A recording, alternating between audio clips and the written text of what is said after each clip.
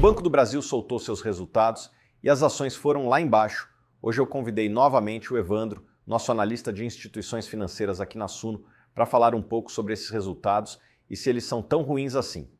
Vamos lá. Fala investidor, eu sou Evandro Medeiros, analista CNPI, e eu vim trazer a análise dos resultados do Banco do Brasil, que tem dado muito o que falar. Enquanto eu gravo isso, nós temos aqui uma queda de 12,5%, que é bem expressivo, né? O banco perdeu aí vários bilhões de valor de mercado, aproximadamente 15 bilhões nesse pregão, tá? Um volume bem expressivo. Isso reflete um resultado que realmente foi mais fraco, tá? Não tem como negar. Nós vemos uma queda da margem financeira. O que aconteceu com essa margem financeira? Nós tivemos uma elevação da receita de juros, mas o custo de captação ele sofreu uma elevação maior, então isso comprimiu a margem financeira. Nós tivemos também uma margem financeira com o mercado, né, que é um resultado de tesouraria mais fraco nesse trimestre. Houve um impacto também de uma resolução, a resolução 4966, que ela impacta a margem financeira e como que as provisões são constituídas. Tá? Então, realmente, nós tivemos uma compressão na margem financeira e isso é negativo, naturalmente. Tá? Outro ponto que chamou a atenção foi um crescimento modesto da carteira de crédito expandida, né? 1,1%, carteira aí se aproximando de 1,3 trilhão de reais, tá? É muita coisa. O Banco do Brasil é um banco que realmente é muito relevante em escala nacional. Tá? Aqui em receitas de serviço, nós tivemos uma contração na base anual em termos reais, tá? A receita de prestação de serviços cresceu a 0,2%, então isso é abaixo da inflação, né? Ainda que tenha sido um crescimento pequeno, isso foi abaixo do que o nível de preço subiu. Então, a gente sempre quer que a receita de serviços ela cresça acima da inflação. E quais foram os vilões? Tá? Que eu acho que fico até feliz de ver isso aqui, não exatamente como perspectiva acionista do Banco do Brasil, mas como brasileiro, né? De ver que as tarifas de conta corrente têm caído. Tá? Então, elas caíram 5,1% no ano a ano, ao passo que nós tivemos expansão das receitas de administração de fundos. O que é isso? Hoje, o Banco do Brasil ele tem a BB Asset, a BB Gestora, ela tem mais ou menos aí 1,7 trilhão em recursos administrados, né, o que nós chamamos de Assets Management. E isso ofere uma receita para o banco na ordem aí de 9 bilhões anualmente. E isso tem impulsionado a rentabilidade do banco nos últimos anos. A BB Gestora é um dos grandes impulsionadores do resultado do Banco do Brasil. Aí o resultado de seguros, previdência e capitalização, né, a BB Seguridade, vindo um pouco mais fraco, também um crescimento abaixo da inflação. Eu acho que o resultado da BB Seguridade ele foi ruinzinho também, tá? Foi naturalmente melhor que a do Banco do Brasil. Do Banco do Brasil foi ruim, não tem como negar. Mas ainda assim é uma seguradora muito bem posicionada, né, com um market share muito relevante no agronegócio. Inclusive foi um ponto de atenção no Banco do Brasil, como a gente vai ver pela frente. Outro ponto negativo foi o crescimento de despesas administrativas, crescendo aí 7% ano a ano, acima da inflação. Tá? E isso a gente tem visto em algumas estatais, os Correios também apresentaram uma elevação expressiva das despesas administrativas, que cresceram numa proporção maior que a receita. Tá? Isso levou realmente ao impacto da lucratividade. Então, é algo para a gente se atentar, uma elevação do índice de eficiência, que significa que o banco ficou menos eficiente. Né? O índice de eficiência ele mensura o patamar de despesas operacionais em relação às receitas do banco. Então, quanto menor, melhor. Esse índice agora do Banco do Brasil ele se aproxima de 40% no modo como eles calculam. Tá? Eu gosto de calcular de uma maneira diferente, dá um pouquinho mais que isso. Aqui, uma notícia positiva foi o índice de capital principal. O índice de capital principal ele mensura a alavancagem em relação aos ativos ponderados ao risco.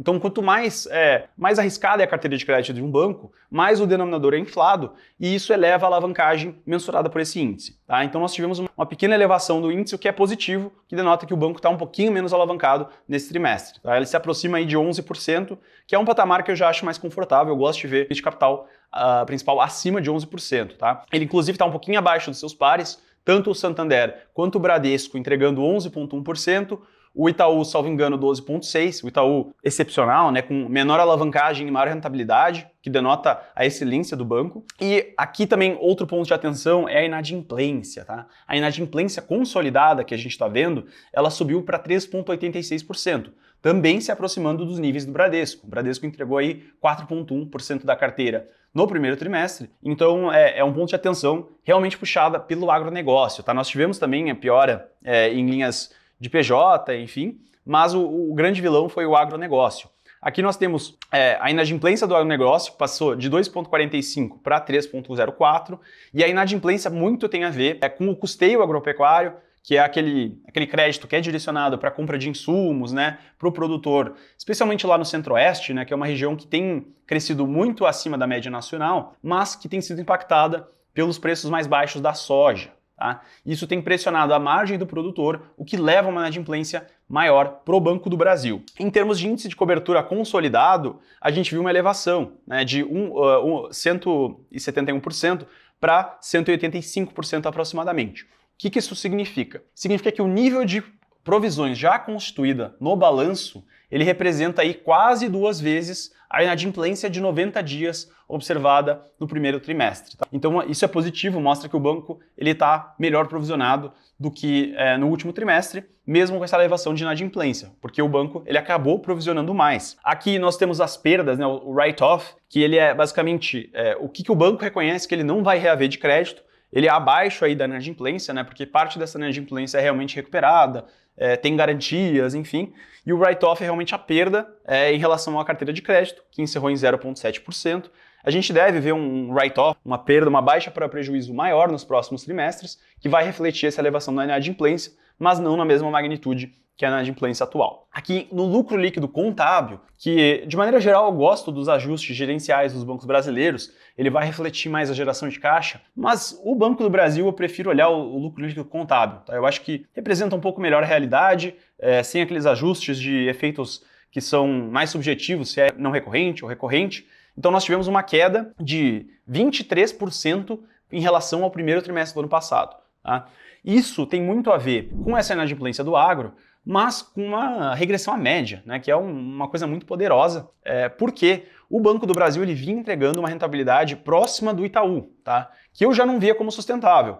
Quem é nosso assinante sabe, né, viu nos relatórios que a gente publicou, que o ROI sustentável, o retorno normalizado do Banco do Brasil, era possivelmente inferior ao que ele vinha entregando, e o do Bradesco maior. E isso tem acontecido, o ROI do Bradesco aumentou nesse trimestre, o do Banco do Brasil declinou, mas ainda num patamar muito saudável. Tá? Aqui eu vou fazer umas projeções, né, para 2025, e isso a gente já discutia antes do resultado, né, que eu via com um certo ceticismo esse guidance, né, a projeção da gestão, de 37 a 40 bilhões de resultado líquido. Usando as próprias premissas do guidance, eu tinha dificuldade em chegar nesse número. E aqui a gente pode ver que o patamar normalizado, né, que eu estimo de lucratividade do banco, ele é inferior ao atual. E ainda assim é uma lucratividade muito interessante, porque vamos imaginar que, utilizando certas premissas do guidance, né, um crescimento da carteira de crédito de 5,5% a 9,5%, eu imaginei aqui um crescimento dos ativos geradores, tá, que é a carteira de crédito, mais de títulos, de 8% no ano. Tá?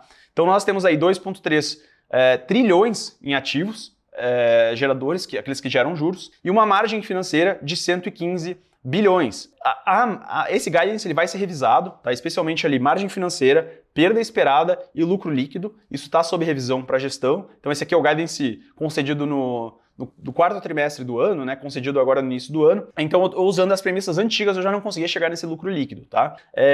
Então, o que eu estimei? Aqui uma margem financeira de 5%, e a gente pode até brincar aqui, botar 4,8%, uma margem financeira um pouco menor, que gera um lucro líquido mais próximo com a faixa baixa do guidance, né? Que é esse 111 de margem financeira bruta. Aqui em provisões, usei uma premissa de 1,8% dos ativos geradores, tá? Então a gente teria uma provisão mais próxima da faixa alta do guidance, que é 42 bilhões, um crescimento da receita de serviços de 2%, tá? Acredito que esse ano ela deve conseguir entregar algum crescimento nominal, mas não real, né? O que importa é o real, vale ressaltar. Muito pela recuperação dos próximos trimestres. Tá? O quarto trimestre ele tende a ser o mais forte em serviços, então é possível que a gente veja essa certa expansão, até pela inflação, né, que impulsiona. Aqui em overhead mais tributos, tá? É um pouco diferente de como a empresa divulga. O overhead no Brasil ele é calculado de maneira diferente como nos Estados Unidos. O overhead é um termo em inglês que significa o quanto de despesa operacional é empregado em relação à receita, aquele índice de eficiência que eu mencionei, e alguns tributos que incidem sobre as despesas operacionais, né, sobre a folha. Tá? Então estou imaginando que ele vai gastar 38% das receitas em despesas operacionais. Tá? Então a gente estaria falando aí de 55,9 bilhões de despesas operacionais mais tributos nessa linha. Tá? Aí nós chegamos a um lucro pré-impostos de 49,5 bilhões, Tá? E aqui nós estimamos uma alíquota de impostos de 17%, e eu acho que é essa a premissa mais sensível, né? Por quê? Porque o Banco do Brasil ele é um conglomerado financeiro, então ele tem crédito, ele tem a área de seguridade, ele tem a corretora, ele tem uma área de serviços, tem uma parceria com o UBS, que é pequena, mas de investment banking. Então a tributação dessas áreas ela é distinta. Tá? Isso ocorre com que haja uma flutuação nessa alíquota efetiva. Então essa é a premissa mais sensível e eu posso errar aqui tanto para cima ou para baixo. Lembramos que essas previsões elas são muito sensíveis, tá? Olhem com muito ceticismo o que eu estou fazendo, porque eventualmente o banco ele pode acabar provisionando mais, né? Botando aí 2% e já impacta em grande parte o lucro do banco. Tá? Então nessas premissas aí, a gente teria um lucro líquido de 33 bilhões para o ano, tá? O que é bem abaixo do guidance, eu até projetava perto de 35 antes desse resultado. Tá? E nessas premissas, o que a gente pode esperar de retorno para o Banco do Brasil? 33 bilhões é ruim? É pior do que se esperava, é pior que 37 bilhões, mas ainda assim é um patamar bem interessante, tá? Porque vamos imaginar que desse lucro líquido, né, a gente está trabalhando com um patrimônio líquido de 185 bilhões. Tá? Se nós imaginarmos esse patrimônio, a gente está falando aí de um ROI de 18% pro ano. Tá? Isso não é um ROI de maneira alguma negativo, tá? É bem interessante, porque o que você pode esperar de retorno do Banco do Brasil? É basicamente uma função da rentabilidade sobre o patrimônio e o payout. Por quê? Vamos fazer as contas aqui. Imagina que nesse ROI a gente tem um dividendo, tá? E o dividendo ele vai ser igual ao payout da empresa. Tá? Hoje ela distribui cerca de 40% dos resultados, de 45% a 40%. Esse ano, por conta desse resultado, eu espero um payout mais próximo de 40%, então vamos trabalhar com isso. A gente tem esse dividendo aí de 13 bilhões. Tá? Isso em relação ao preço atual, hoje a empresa ela vale aí cerca de 148, né? Nós estamos falando aí de 148 bilhões de valor de mercado. É um dividend yield próximo a 9%. Tá? E o que é o retorno ao acionista? No longo prazo, ele tende a ser o dividendo recebido mais o crescimento que a empresa vai entregar. Então, se a gente imaginar que esse ROI ele é sustentável, esse aqui é o mais próximo do ROI normalizado do Banco do Brasil, tá? Nós podemos esperar um ROI, que o crescimento, que ele vai ser 1 menos o payout. Então ele vai ser a rentabilidade que o banco entrega menos os 40% que ele distribui. Tá? Então nós podemos esperar aqui um crescimento de 11%. Tá? Isso de maneira sustentável, não necessariamente esse ano. Então nessas premissas, o Banco do Brasil conseguiria entregar um retorno nominal de 20%. Isso é muito acima do que a Selic paga, é muito acima do que uma NTN-B longa paga, porque vale ressaltar que a NTN-B longa, a parte que é o prêmio sobre a inflação, ele também é tributado. Ao passo que boa parte dessa rentabilidade ela é isenta, porque ela se dá na forma de dividendos, ainda que haja uma parte que é juros sobre capital próprio, que tem uma tributação de 15%. Esse crescimento ele se reflete eventualmente na cotação das ações, então se você vende com lucro, realmente pode ter um imposto sobre o ganho de capital, mas se você vender menos que 20 mil por mês, esse é isento. Então a boa parte desse retorno ele pode ser realmente líquido de impostos, tá? Então, resumindo, eu acho que foi um resultado bastante negativo, não tem como negar. A gestão errou a mão na concessão de crédito, especialmente para o agro, mas eu ainda vejo o Banco do Brasil como um banco muito barato. Tá? Com essas quedas, ele deve estar negociando próximo de 0,7, 0,8 do seu valor patrimonial, ao passo que o Bradesco negocia em linha e o Itaú negocia mais de 2 vezes. É claro que o Itaú é melhor que esses dois bancos, né, em termos de qualidade, gestão, enfim, mas eu não vejo um motivo para o Banco do Brasil apresentar um desconto tão expressivo frente aos seus pares. Até porque o ROI que o Banco do Brasil tem entregue, ele é muito superior ao do Bradesco. E em termos de vantagens competitivas, esse posicionamento do agro, que é negativo no curto prazo, ele é muito positivo para o Banco do Brasil, porque o agro ele cresce há 30 anos, 3% ao ano, ao passo que o nosso PIB ele cresce, mas decresce, temos recessão, um crescimento mais acelerado, e o agro ele é uma escadinha, todo ano produzindo mais, com menos terra, menos gente, menos capital. Então eu vejo esse posicionamento do Banco do Brasil como uma vantagem estrutural de longo prazo, ainda que seja uma debilidade no curto prazo. Se você gostou dessa análise, eu convido você a se tornar nosso assinante para ver as melhores oportunidades do mercado que nossos analistas pensam, que parte de um comitê super organizado, criterioso, para selecionar os melhores investimentos para sua carteira. Se você tem interesse em turbinar os seus investimentos adotando uma filosofia de longo prazo de value investing, eu deixo aqui embaixo um link para você se tornar nosso assinante. Até a próxima!